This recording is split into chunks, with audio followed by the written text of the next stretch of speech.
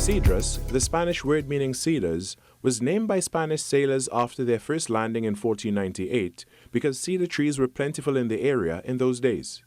Cedros consists of several villages and is today mainly known as a fishing depot. The town centre, Bonas, which occupied the Union Sugar Estate during colonial times, was named after a French plantation owner, Jean-Baptiste Bonas. The quiet town borders the Cedros beach, which is expectedly lined by fishermen's pirogues. The long strip of shoreline is tranquil, with the murky waters of the Gulf caressing the golden sands. The decaying remains of a pier stands close to the center of the beach, slowly losing the battle to the ravages of time, home now only to barnacles. Seabirds are common in the area, likely because of the easily obtained bounty from fishing boats.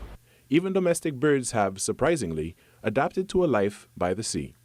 To the west, the Cedros Port jetty can be seen, and to the east, the Horn separating Cedros from Esperanza Bay. A stone's throw west along the northern side of the peninsula lies Fullerton Village, an equally peaceful fishing village adjacent to the Fullerton beach. Here, some seafaring boats are tucked away from the water's edge, while the village anglers perform maintenance work or make preparations. Others line the shore at the ready, but secured with their crisscross ties woven amongst them. The shoreline here too is long, and fringed by the seaside foliage along the distant stretch of the coast, while the mild waters, though turbid, make for a relaxing sea bath. Offshore, the silhouettes of oil rigs, tankers and other ships can be seen, a reminder of the wealth of oil and gas derived from our southernmost regions of the country. Following Fullerton Road further west in this distinctly rural community, eventually skirts along the boundary of an old coconut estate and proceeds to a marshland dominated by a dense mangrove forest that, save for the access road, is wild.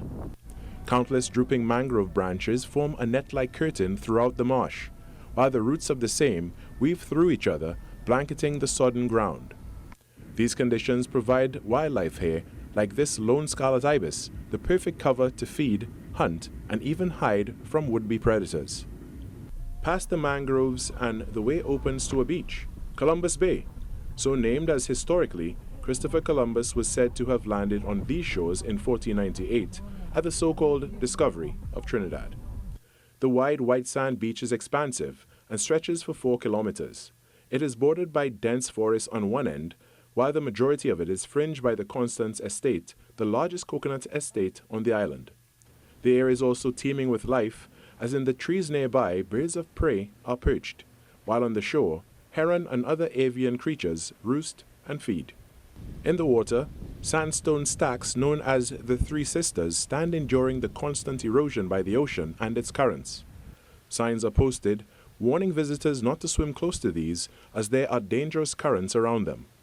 Closer to the shore, the waves are gentle and the water shallow, an inviting combination for an enjoyable swim.